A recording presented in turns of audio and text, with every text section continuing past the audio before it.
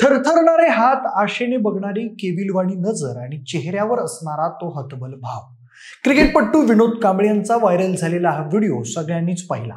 त्यांची अशी अवस्था कशी झाली याबद्दल आपण विशेष भरीच्या एका व्हिडिओमध्ये सविस्तर पाहिलंच आहे. पण वैयक्तिक आयुष्याबरोबरच विनोद कांबळे यांचं वैवाहिक आयुष्य सुद्धा खूप वादग्रस्त राहिलेलं आहे.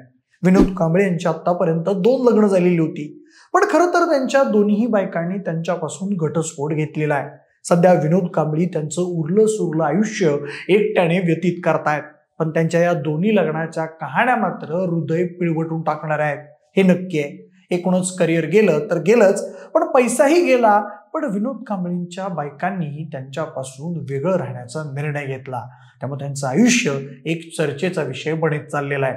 नेमकं काय विषय आहेत विनोद कांबळे यांच्या प्रेम कहाण्यांचा, सगळंच व्यवस्थित समजावून घेऊयात. नमस्कार, मी प्रथमेश. तुम्हाला तर माहिती आहे आपला विषयच भारी. मंडळी, क्रिकेटचा देव समजल्या जाणाऱ्या सचिन तेंडुलकरचा बालदोस्त असणाऱ्या आणि कधी काळी क्रिकेटमध्ये भारताचं प्रतिनिधित्व करणाऱ्या विनोद कांबळेचं व्यक्तिगत आणि क्रिकेटमधील आयुष्य अनेक चढ उतारांनी भरलं आहे. आता आजही त्याचं नाव भारतातल्या प्रसिद्ध क्रिकेटपटूंमध्ये सामील असलं तरी सुद्धा कांबळेच्या नावावरून क्रिकेट विश्वात अनेक वाद निर्माण झाले. काही लोक त्याच्या अपयशासाठी त्याला दोष देतात, तर काही लोक म्हणतात की पक्षपातामुळे त्याच्या करिअरवर परिणाम झाला. म्हणजे सचिन तेंडुलकर हा विनोद कांबळेचा बालपणीचा मित्र आहे. अलीकडेच मुंबईतील शिवाजी पार्क इथं दिवंगत प्रशिक्षक रमाकांत आचरेकर यांच्या स्मरणार्थ आयोजित कार्यक्रमात आता दोघेही नुकतेच भेटले. पण कार्यक्रमादरम्यान विनोद कांबळे यांना बोलण्याची विनंती करण्यात आली, तेव्हा प्यासा चित्रपटातील सर जो तेरा चक्राए हे प्रसिद्ध गाणं त्यांनी गायलं. मित्राच्या परफॉर्मन्सवर सचिन भावुक झाला आणि कांबळेच्या गाण्यावर टाळ्या वाजवू लागला. या प्रसंगाचे व्हिडिओजही कालांतराने व्हायरल झाले. म्हणजे त्या अगोदर देखील विनोद कांबळे चालण्यासाठी धडपडतानाचा एक व्हिडिओ व्हायरल झाला होता. तो व्हिडिओ पाहून चाहत्यांनी त्याचा बालपणीचा मित्र असणाऱ्या सचिन तेंडुलकरला पुढे येण्याची विनंती केलेली होती. एकूणच विनोद कांबळे त्याच्या आयुष्यातल्या कठीण टप्प्यातून जात असल्याचं व्हिडिओवरून तरी स्पष्ट झालं होतं. म्हणजे टीम इंडियानं कपिल देव यांच्या नेतृत्वात 1983 साली पहिल्यांदा वर्ल्ड कप जिंकला आणि इतिहास घडवला. आता हीच टीम पुन्हा एकदा ऍक्टिव्ह झाली आहे. ही दिग्गजांची टीम इंडिया आता फक्त आणि फक्त माजी खेळाडू विनोद कांबळे याच्यासाठी पुढे सरसावली आहे.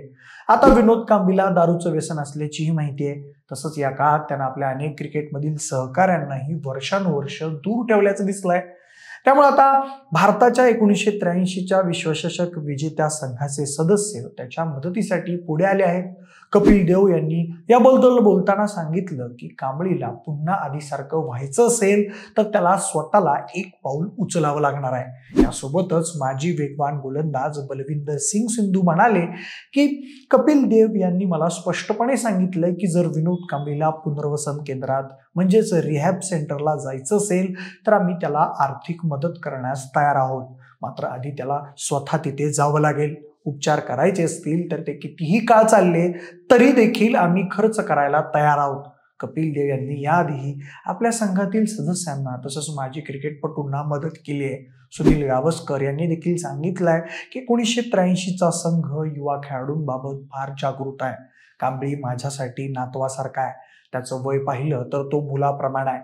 आम्ही सर्वच फार चिंतेत असतो, विशेष करून तेव्हा जेव्हा नशीबही साथ देत नाही. मला मदत हा शब्द मान्य नाही. आमची 1983ची टीम त्याची काळजी घेणार आहोत.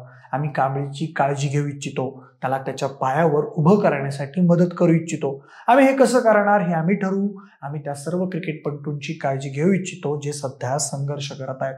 पण एकूणच विनोद कांबळेंचं व्यावसायिक आयुष्य हे सर्वांसमोर असलं तरी त्यांचं वैयक्तिक आयुष्य मात्र एक गूढ राहिलेलं हे नक्की आहे, ज्यामध्ये अनेक चढ उतार आहेत. विनोद कांबळेनं 2दा लग्न केलेलं होतं. सगळ्यात पहिल्यांदा तर विनोद कांबळेने वयाच्या 26व्या वर्षी नोएला लुईस नावाच्या एका मुलीशी लग्न केलेलं होतं. त्यावेळी नोएला ही एक रिसेप्शनिस्ट होती. म्हणजे विनोद कांबळे हा स्वतः नोएला लुईसच्या प्रेमात पडला होता.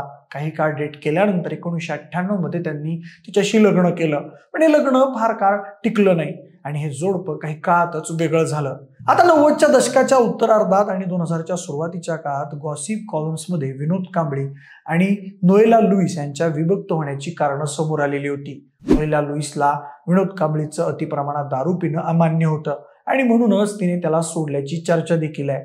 आता व्यतिरिक्त काही मीडिया रिपोर्ट्समध्ये कांबळीचे कथितपणे इतर महिलांशी संबंध होते अशा अफवा देखील पाहायला मिळाल्या होत्या, पण पुराव्यानिशी कोणतंही कारण समोर आलेलं नव्हतं. म्हणजे विनोद कांबळीची दुसरी बायको फॅशन मॉडेल अँड्रिया हेविट आहे. पहिली पत्नी नोएला लुईस पासून विभक्त झाल्यानंतर विनोद कांबळी पुन्हा एकदा 2000च्या सुमारास फेमस फॅशन मॉडेल अँड्रिया हेविटच्या प्रेमात पडला होता. इतकंच काय तर तिच्याशी लग्न करण्यासाठी विनोद कांबळीने ख्रिश्चन धर्म देखील स्वीकारला होता. 6 वर्ष एकमेकांना डेट केल्यानंतर विनोद कांबळे आणि अँड्रियाने 2006 मध्ये कोर्ट मॅरेज केलं होतं. या जोडप्याला 2010 मध्ये एक मुलगा येशू आणि 2014 मध्ये एक मुलगी जोहाना झाली. 2014 मध्ये कांबळीने अँड्रियाशी पुन्हा लग्न करण्याचा निर्णय घेतला. त्यावेळी त्यांचं लग्न अगदी भव्य दिव्य झालं. वांद्रे हिल रोडवरील सेंट पीटर चर्चमध्ये त्यांचा पारंपरिक ख्रिश्चन विवाह सोहळा पार पडला. पण काही काळातच अँड्रियाने त्याच्यावरती घरगुती हिंसाचाराचा आरोप करत वांद्रे पोलीस स्टेशनमध्ये FIR दाखल केला होता.